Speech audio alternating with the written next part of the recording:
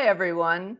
Welcome to the December live event at Rouxbe Plants for Essential Vegan Desserts. I'm Fran Costigan, the Director of Vegan Pastry, and I am delighted to be here today and welcome you and answer your questions. We just finished the Thanksgiving holidays, if that's your tradition, and I hope everyone had a very nice holiday. I certainly did.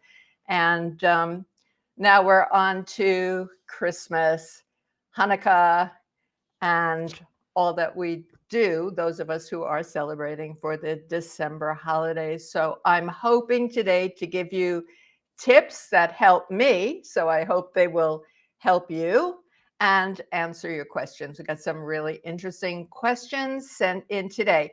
If you have a question that you haven't put into the dashboard on the right side of your screen, you're going to find a Q&A. Just pop the question in and I will do my best to get to it. I want to welcome guests. I want to welcome Rouxbe students and Rouxbe graduates and say hi to my Essential Vegan Desserts students. I do want to remind our Essential Vegan Desserts students to join the Facebook group for our course if you haven't already done so. Any problems of a technical nature, write to support@rouxbe.com and someone from our really fabulous team will get back to you quickly. And if you have a question about maybe an appliance or brand of chocolate or something like that, you can pop that into the Facebook group. You can always write to me. Everyone here can write to me at fran@rouxbe.com. So why don't we get going with this live event? Frankly, I can hardly believe that December is here already. I mean, time is just flying. It feels like it's flying to me. Today, we were supposed to have a snowstorm in Philadelphia. I'm looking out at the sky, which just brightened up. We didn't have one, but in my daughter's area in Bucks County, she certainly did. So if anyone had a snowstorm, be safe. It's a nice day to get prepping your desserts. Now, I like to have stress-free entertaining. Back in the day, when my kids were young and I was in a different kind of a head, I did stress and I did tire myself out, and I decided somewhere along the line that I could still provide wonderful, great looking, great tasting desserts and savory food without making myself and everybody else in the house crazy and tired. So I've got some ideas for you, some of which I have said before, but I believe they bear repeating. Get an oven thermometer, check your oven now. If it seems off, if you have the possibility to get a service person in to calibrate your oven, you can do that. Or let's say your oven thermometer is reading 375 when you need 325, do the math and just reset your oven. I can't stress enough that electronic scales will make dessert making a lot easier. And this is a small one that I use. It's called a jeweler's scale, actually, for measuring things, very small quantities, spices, or agar, for example. Another thing that has to do before we can get to the menu, we want to make sure that our equipment is ready. So I've got some paper panettone cups here, different kind of liners. These would be nice for truffles. I've got them in gold, festive for the holidays, and my eco cups, which are really they're silicone, so things pop right out of them.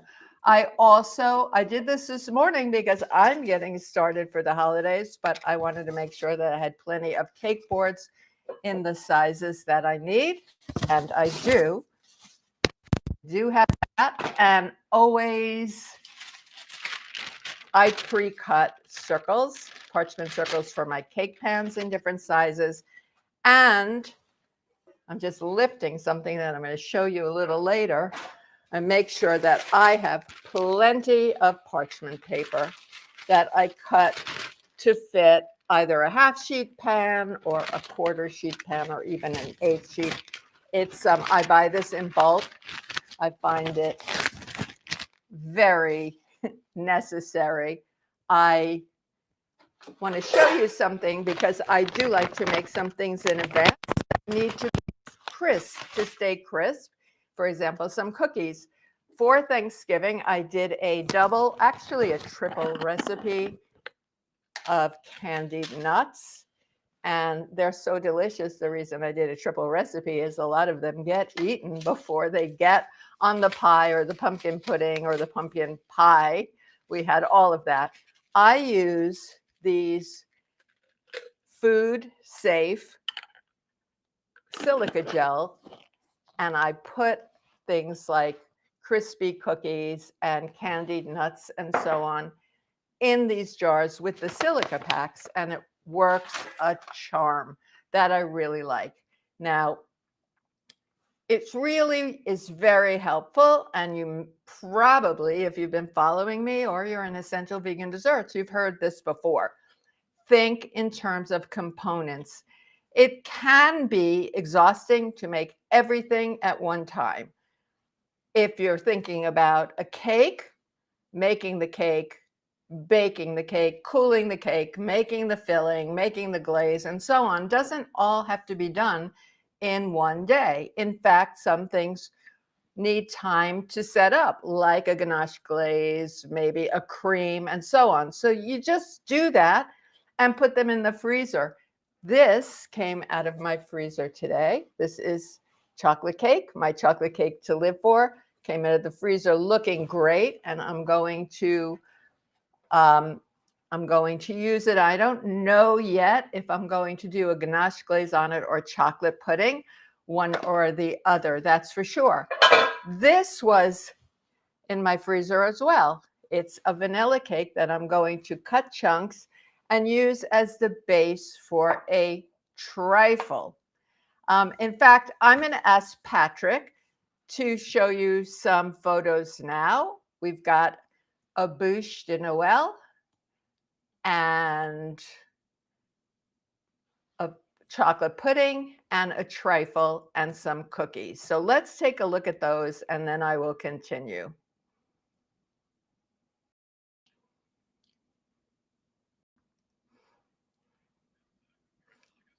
Mm-hmm. Okay, now that bûche looks like a really big job, but it isn't a really big job. And I will tell you, this cake, one recipe of the chocolate cake to live for, baked in, now of course you can scale it up, baked in this quarter sheet pan and then shaped. So you're going to have a thinner layer, but we're going to shape it so that the bottom of the bûche is the widest, and then the middle, and then the top, and a piece for the log, whatever, the knot that's coming out. What was on that photo was simply ganache that I used a fork to make it look like bark. And the mushrooms were, at the time that I did that recipe for my cookbook, Vegan Chocolate, at the time there was no talk about aquafaba. And so I made those mushrooms out of marzipan. And here I am unwrapping some vegan marzipan that I had in my freezer, and it stays really beautifully. If you prefer a more traditional, I mean, marzipan just tastes delicious, but if you prefer a more traditional mushroom, you can do that using aquafaba meringue. You make the mushrooms, put them in an airtight container with some silica packets, and you are good to go. And you put that bûche on a board. I actually have had a few people send photos to me of their version of my bûche, and a few of them were made by children. So I'm telling you, it's really easy. Chocolate pudding, I don't really know anyone who doesn't like chocolate pudding. I'm sure there is somebody out there who doesn't, but to me, it's easy. It holds overnight at least, and you can use it served warm as pudding, or you can use it to fill and frost a cake or to layer up a trifle if you like. So there's that. Now, in terms of cookies, there are so many different kinds of cookies to use. You know, there are Christmas cookies that are deemed Christmas cookies. And then if you use a Hanukkah menorah cutter, you've got them for Hanukkah. So you can just get ready with that. You want to, now here's something I want to tell you. We are talking about desserts today, but I think part of prep for a big month of holidays is to make sure that you have in your refrigerator and ready to eat hummus, white beans, chickpeas, black beans, some baked squash, and greens, because you want to make sure that you are nourishing yourself with good foods that you like while you're making all these sweets, so they're not all going into your mouth. You know, they're not all going into your mouth. So I would suggest that you do that. And in my refrigerator today, I cooked chickpeas this morning, Rancho Gordo chickpeas that were soaked yesterday in my Instant Pot, and then I drained them and I put the liquid back, the chickpea liquid, the aquafaba, back into the Instant Pot on soup setting, and I boiled it down until it was reduced by about a third. When you're using aquafaba, you always want to reduce it. If you're using the canned chickpeas mostly, I would say you go from about 2/3 of a cup to a half a cup, but when it is fresh, then freshly made from dried beans, then you want to boil it longer with a piece of kombu. And I have some to show you. Mine is very viscous, almost like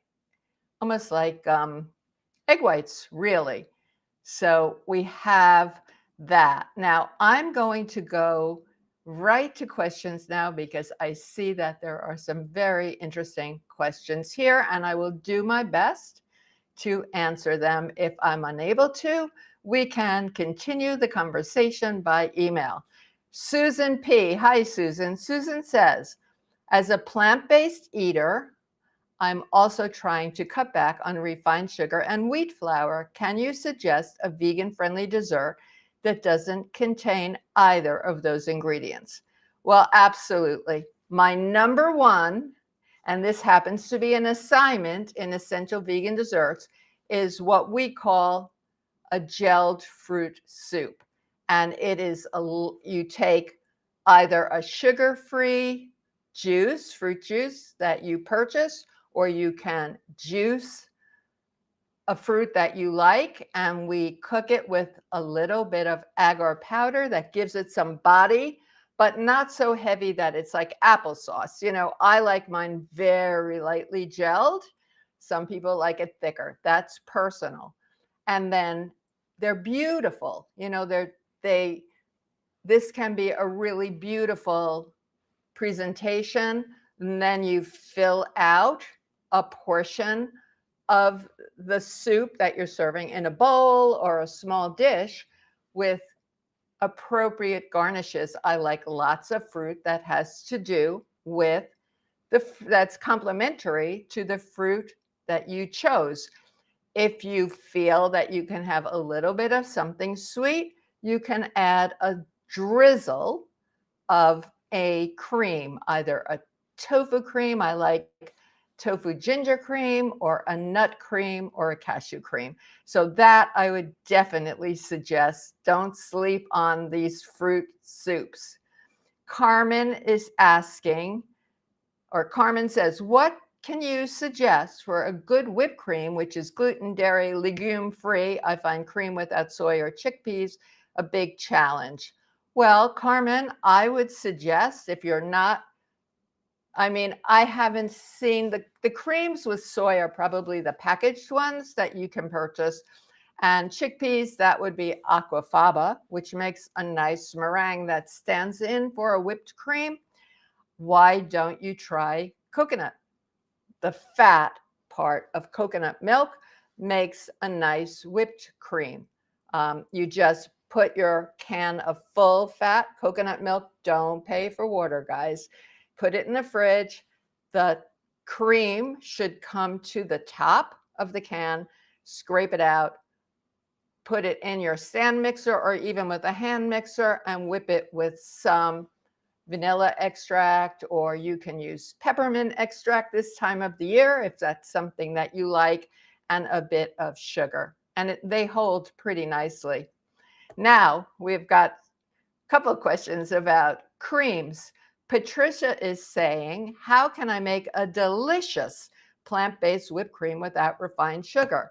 So Patricia and everyone else, I don't want to be that person that is the naysayer, but I don't know a way, and I don't believe there is a way to make a delicious plant-based whipped cream without refined sugar.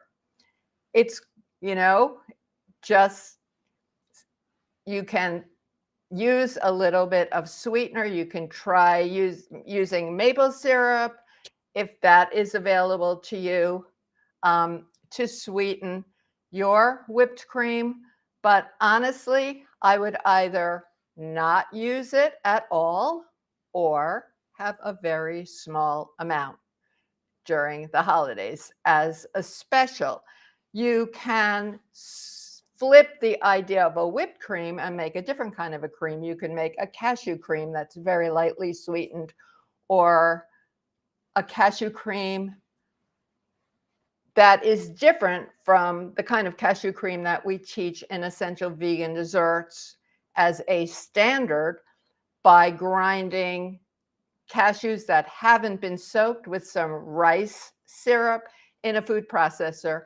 And that was the first cream that I made after a tofu cream, and I like that very much. So good luck with that. Patricia has another question here, and it's about holiday cookies. I'm going to a holiday cookie exchange soon. What cookies do you recommend? Well, I happen to be a person that loves cookies. I would rather most of the time have a cookie or cookies, I limit myself, than a piece of cake. I just love cookies. And I happen to like crisper cookies. Some people like chewy cookies. That's up to you. But, if you're going to a holiday cookie exchange, I would want to have a variety of cookies. I would have some that are nut-free. I would have some that are soy-free, and I would have some that are gluten-free. And I would have cookies that hold nicely. So if you were here when we showed the photos, there was a photo of that very thin cookie. It's that we call a tweel. That happens to be a lesson in Essential Vegan Desserts. It is not made with any refined sugar. It's made with rice syrup and maple syrup. The rice syrup gives it the crunch and the ability to be actually shaped.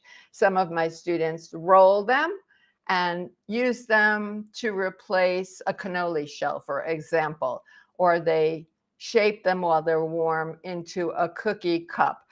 I store those the way that I showed you. I stored the nuts in a jar with the silica packs, and they freeze beautifully.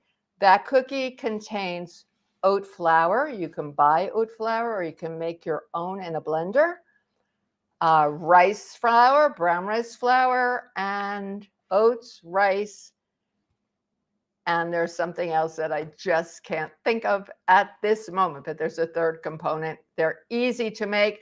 The batter contains no leavening agents, which means you can make the batter, keep it in your refrigerator, and bake these off.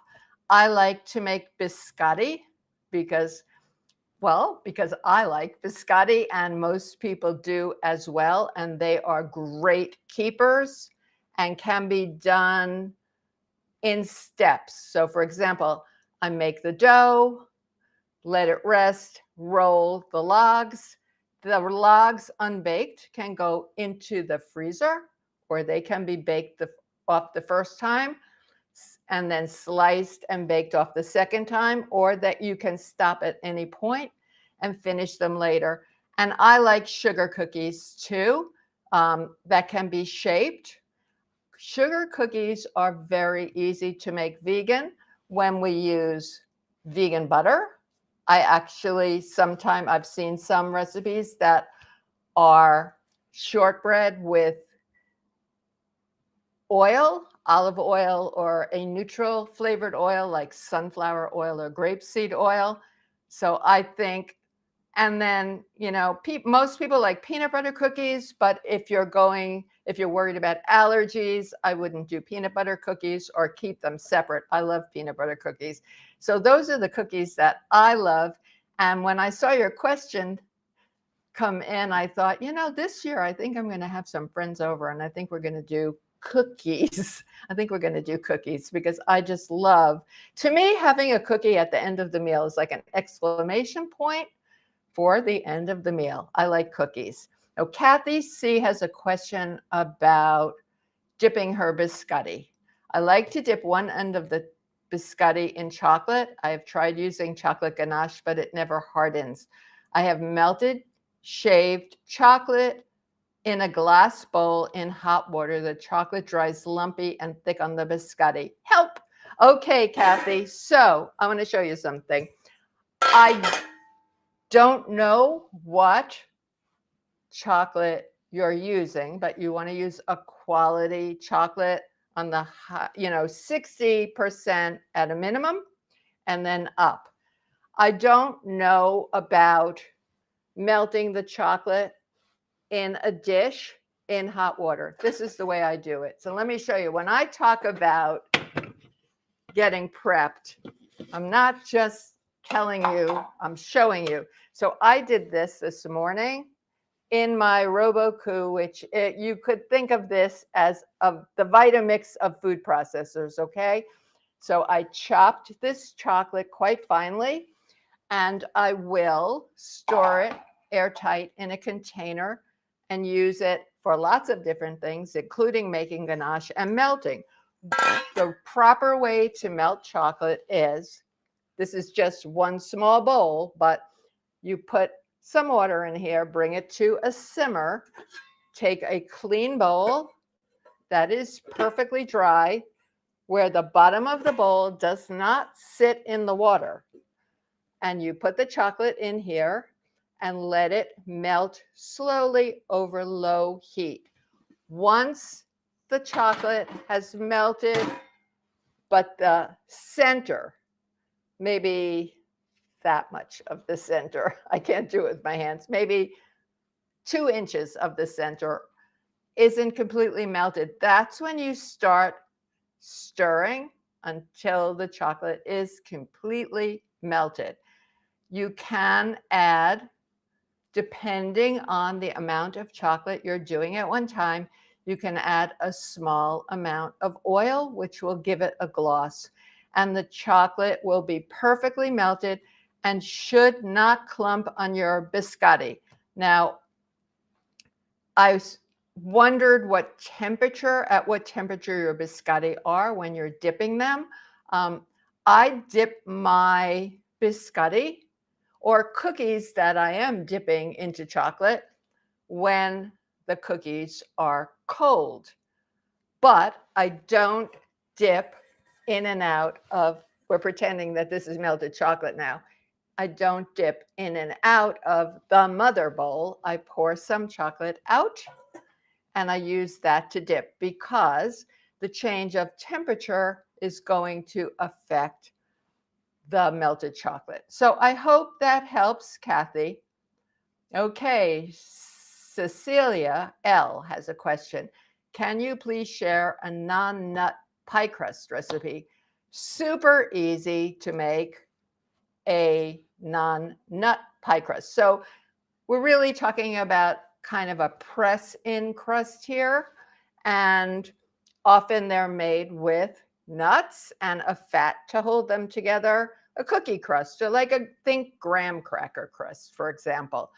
But I do that very often because there are, I'm vegan and I happen to be lactose intolerant. But when I am serving desserts, I consider people who are soy avoiders, people who are, which I am not, I eat a lot of soy, who are egg alert, have nut allergies, for example, which is why I use oat milk. But going back to your crust, if you get yourself some nice medjool dates, for example, and remove the pit, look at each date because very occasionally one will be black inside and that's mold. That has happened to me very, very rarely, but I like to remind people to look.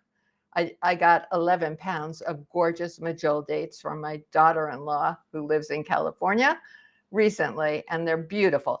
If your dates are hard, then steam them to soften them. You don't want to soak your dates to make this crust, but spin them in a food processor with oat flour or rice flour or coconut and anything really.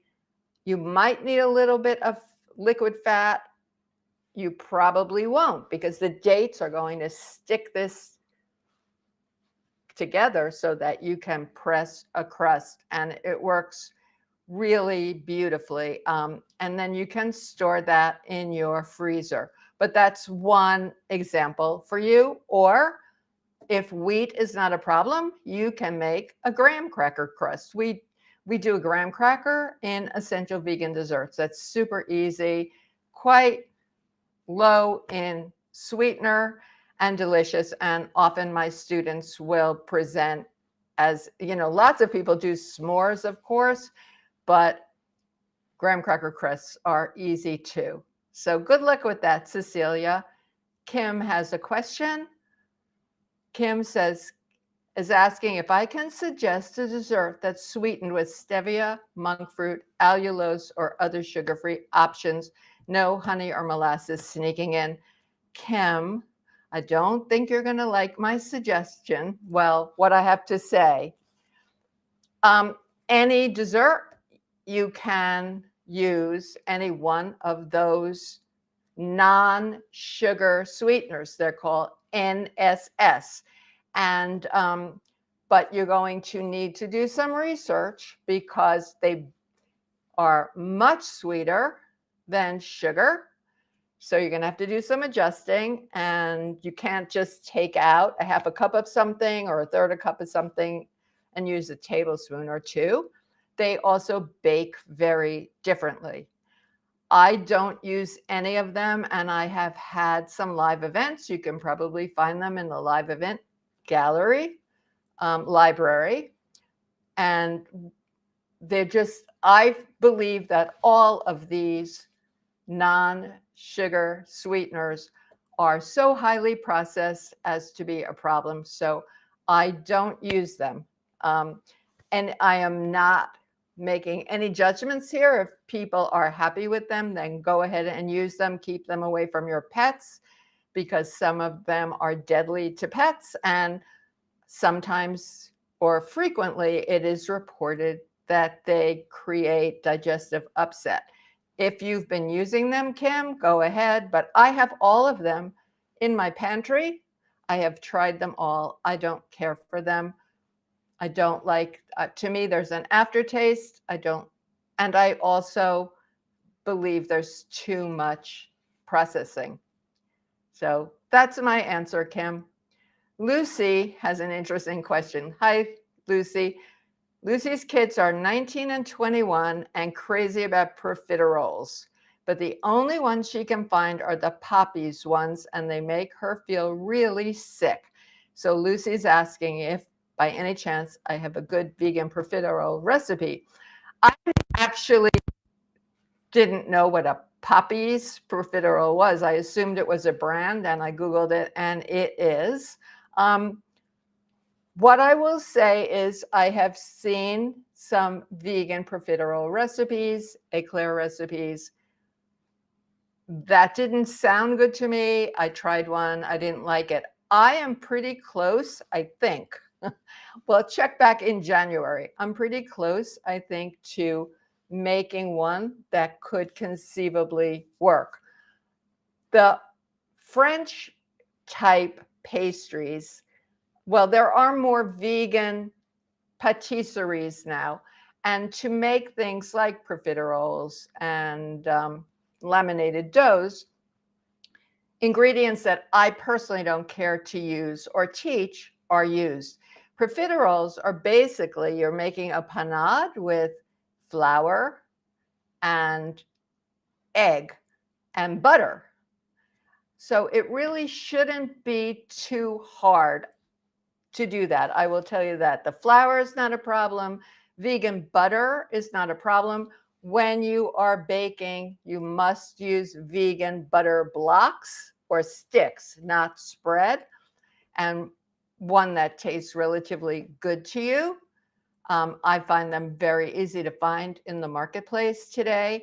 And in terms of egg replacer, here I'm looking at reduced aquafaba or maybe super aquafaba, which would be aquafaba that has been used to dissolve a little bit of chia, ground chia. I prefer chia to flax. I just do. But stay tuned because I think that I'm there. So I have a question for you, Lucy, and that is, you don't like them. They make you feel sick. Do your kids like them? I mean, if your kids like them and they have one or two for the holiday, personally, as a mom and a grandma, I don't think it's the end of the world. But these are really personal decisions. So you do what you can and stay tuned. Elise said that she's looking for a solid recipe for bûche de Noël and for oil and oilless pie crusts. Well, Elise, I don't know if you were here earlier, but we showed a photo of a bûche de Noël, and it is solid and it is easy, and it is this chocolate cake, my chocolate cake to live for, but baked in a sheet pan and then cut into strips and shaped like a bûche, complete with a knot and meringue mushrooms and any other kind of decoration that you want. It works really, really well. So I suggest you try that. The recipe is in my cookbook, Vegan Chocolate, but if you Google Fran's chocolate cake to live for, you're going to find that all over the web. In terms of oil, you want oil and oil-less pie crust. For an oil-free pie crust, I would do a cookie crust, the kind I was talking about earlier, where I would use dates and oats and maybe some coconut and get it nice and sticky and press it in. And in terms of oil pie crust, we teach one in Essential Vegan Desserts. When I transitioned, I was working as a traditional pastry chef. And this was like over 30 years ago. And when I changed my diet, I had to really rethink. I set up a test kitchen, actually. There was no good vegan butter at the time. There was just hydrogenated stick margarine, which was awful. It smelled awful. And then, of course, we learned that hydrogenation is awful for you. It's very unhealthy.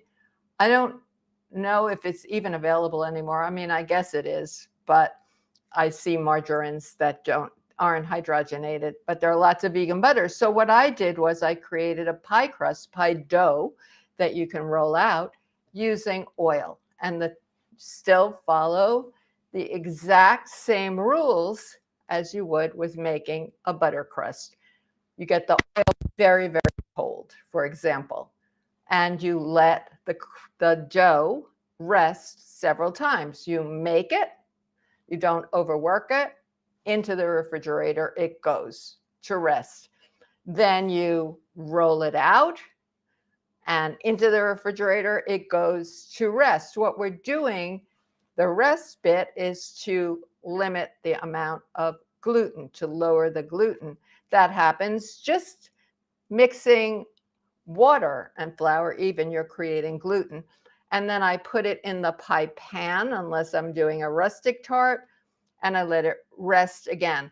I also use a bit of apple cider vinegar that keeps the gluten down. So I find that really terrific. The thing to remember when you're swapping oil for butter is you use 3/4 to 7/8 of the amount. You use less because there's no butter fat. So I hope that that helps. Let's see. Robin says, I made aquafaba whipped cream for Thanksgiving and the next day separated mostly liquid. Is there any way to preserve it so it can last a couple of days? There isn't, Robin. Aquafaba will hold up when it's whipped properly with some cream of tartar and to stiff peaks. It will hold up for a couple of hours, or in the case if you're using it to make baked Alaska and those are in the freezer, then it's going to hold up. But no, aquafaba is something that you really do and serve within a couple of hours. Sometimes if you've got it sitting around or in your refrigerator for a couple of hours and it starts to leak liquid, oftentimes you can re-whip it, but that's something that I do kind of a la minute. So Robin, there's no way to preserve aquafaba whipped cream. And Hermela is asking, can you tell me where I can find a vegan pecan pie recipe? There are tons of vegan pecan pie recipes. They're delicious. I have one in my cookbook, Vegan Chocolate, and I like to roast my pecans low and slow. I think that gives the pecans a much better flavor. So that would be really 250 for maybe 15 minutes. One thing for sure, I don't ever walk out of the kitchen when I've got nuts or seeds roasting because, you know, if you're somewhere else in your home and you start smelling them, they may have burned. And a combination of sweeteners, maple syrup, sorghum, agave, what else? Molasses will make a nice pecan pie. So that isn't a problem at all. I like my pecan pie or some of the other vegan pecan pies better than a traditional one, which are so sweet. As I remember, my teeth were like aching. So Regina says, on the topic of whipped cream, it's not homemade, but Violife whipping cream works great, almost triples. Yes, Regina, thank you. I have used Violife whipping cream. It's found in 2 different sizes. I also use Violife butter, which is also the company that makes Country Crock Sticks. And the Violife whipped cream holds up. It tastes good. I had my neighbor, Chef Kathy Gold, come up and do a tasting with me of Violife whipped cream and some other brands that I had purchased, and the Violife was the only one that I really liked. You need to use it by the date on the box. It's not going to hurt you, but it starts tasting off. I will say that. But thanks, Regina, for that, because it's really, really good. It really works if you can find it. And, you know, check online. You might be able to find it. It's a terrific product. Jackie is asking, could you please share the cookie recipe? Jackie, I don't know what cookie recipe you're asking me to share. So maybe was it the Tweel, the very thin cookie, the gluten-free cookie? So that is a cookie that is in Essential Vegan Desserts, and I'm wondering it might be on my website as well, francostigan.com, where you will find a lot of recipes. So that's the cookie. I mean, it's an assignment because it's easy, but you have to really pay attention to it. And Hermela has another question. Why is it corn syrup is used in commercial pecan pie? I was told it's not good for your health. No, corn syrup is definitely not good for your health at all. It's super sweet, and that is why it's used, and it has some keeping properties. You know, it helps baked goods hold, and it's very, very sweet. I replace corn syrup with, well, agave to me is the sweetest of the vegan approved liquid sweeteners. Now, it's very sweet. I use it very little, as a matter of fact, but there are times that I use a little bit. You want to make sure that you are buying pure agave syrup. Some are, you know, manufacturers are looking to make some money maybe where they shouldn't, or cut corners. So I use agave, for example, along with maple syrup and rice syrup to make my vegan honey. Thing is that it's important to understand the properties, the different properties of our vegan sweeteners. We have granulated sweeteners. We have organic cane sugar, which is the closest to white sugar, which we don't use. It retains a little bit of the molasses. The crystal is larger than a white sugar crystal, so I rough it up in the food processor and store it that way. We have a product called whole cane sugar, which is also, you will see that as dehydrated cane sugar. That is the same. It's cane sugar, but all of the molasses that's inherent in the cane is contained in this sugar, in this granulated sugar. You may have seen the brand Sucanat Sugar Cane Natural is what it stands for. Has a very heavy molasses taste, and it's very coarse, so I grind that more. And then coconut sugar, which is a sugar that a lot of people I know prefer to use that instead of brown sugar, and supposedly digest a bit slowly, a bit slower than cane sugar. That has it doesn't taste like coconut, but the different brands have different flavors. So that's another one that you can use in terms of replacing corn syrup. A combination of maple, agave, and rice syrup will do that. And they are all different. They have different sweetness levels. Rice syrup has the lowest sweetness level. I love it. I think it tastes like caramel. Maple syrup, you want to use grade A dark. It used to be grade B, but now it's grade A dark. And a little bit of agave. Cook them together. They get sticky and can easily replace the corn syrup. So I hope that that helps. Again, it is in the commercial pecan pies because it's a very inexpensive sweetener. Well, thank you all for those questions. Those were really interesting questions. And I want to wish everyone a very happy holiday season. And I do hope that I will see you in January. Oh my goodness, it will be a whole other year. So time does fly. Be happy. I feel happy, grateful for my friends and for my family and for you all. And I wish you all a wonderful holiday season. Take care. Enjoy making and serving your desserts. And remember to eat your greens, your grains, your beans as well. Stay healthy. Bye, everyone.